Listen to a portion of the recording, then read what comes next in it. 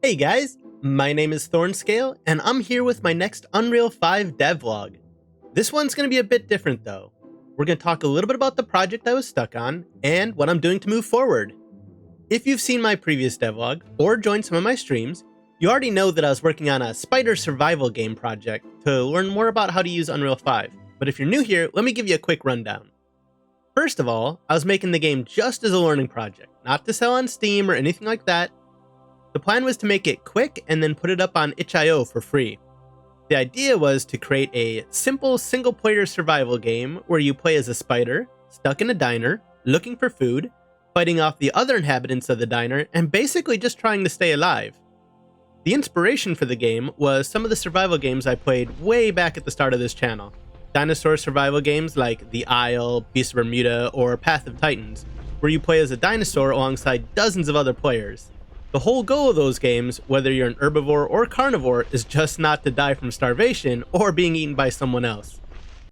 And that's where we already reached one of the first places where my spider game started falling apart. I didn't take into account that one of the big reasons those other games were so fun was because of the unknown element of the other players. But since this was just a small learning project, the spider game was being made as a single player game. And even though I had started putting in little buggy AI creatures, they'd never be able to simulate that feeling of being with other players. And I found that just living alone was boring.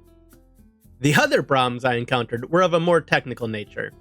The reason I chose a spider as the player character was because I had some really extensive ideas for webbing system, similar to the webbed 2D game, but in 3D space. Unfortunately, my skills at this time just aren't up to the challenge, so I tried to create a much simpler system, closer to a building system like in Ark or Valheim, but a bit more multidimensional. That kinda sorta worked, but it was pretty janky and not at all what I'd gone into the project envisioning at the beginning.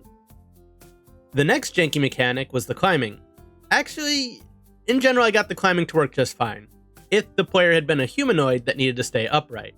The problem is, this ain't how spiders run along walls, so it never looked right. Then there was the scale of the world. To make the game I wanted, the spider obviously needed to be tiny, which was no problem. But what I didn't account for was that the assets I was using were never meant to be used at that scale. So their collision meshes weren't nearly as tight as they needed to be, often leaving the spider floating where it clearly shouldn't be. I tried taking the simple collisions and making them more complex and unreal, but usually just ended up with a mess that didn't fix any of my problems. And yeah, if I made assets myself, sure I could have gotten everything a lot tighter, but this was meant to be a quick learning project that was already taking way too long. And I want to be perfectly clear, I'm not saying that any of these problems are insurmountable. I just don't know how to fix them yet. And I'm a firm believer in the philosophy of yet. Whenever there's a problem you can't overcome or something you don't know, make sure you add the word yet at the end so you're in the right mindset. And as such, the plan is to eventually come back to the spider game and finish it properly once I've learned more from my other projects. Someday. So what am I doing next? Well, one way you can follow along is to subscribe. For a small channel like mine, every sub is crazy important. But what I did decide to do next is step back and make something similar. Something a bit less experimental. Preferably something small I can also put up on Steam so I can learn the business side of game dev as well. And what I decided on was a survivor roguelike game, inspired by the likes of Vampire Survivors and HoloCure.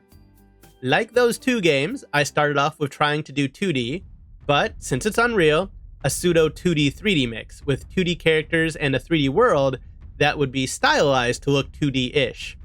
And for the most part it was working. The characters were flipping depending on where the mouse was, and I decided I wanted to go with a control scheme more similar to HoloCure, where you could at least aim your basic attacks with the mouse. This on-screen was the initial proof of concept project I made to test out a bunch of different ideas.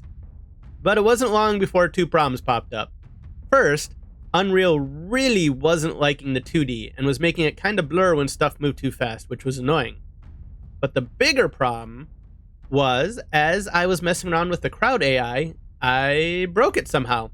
For some reason, the AI just absolutely refused to go to parts of the play area. I tried it on different maps, rewrote the behavior trees and tasks from scratch, remade the navigation mesh, etc., and nothing was fixing it.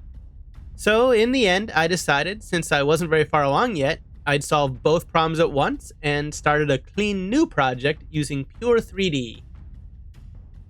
Whatever I did to screw up the proof of concept version, fortunately didn't migrate over to the new 3D version, so we're looking good there.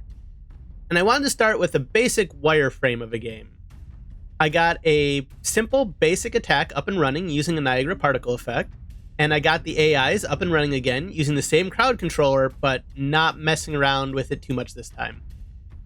Fortunately, the AI are meant to be pretty simple in a game like this. The dropping and picking up of experience crystals, leveling up, etc. were all pretty simple to implement, no problems there. The basic core gameplay is here, and even in this simple form, I can see why so many people love this genre. It's already kind of addicting. Plus, since I don't have the player health turned on yet, it's kind of fun watching the AI swarm my little dude when they do trap me. And that's where I'm at.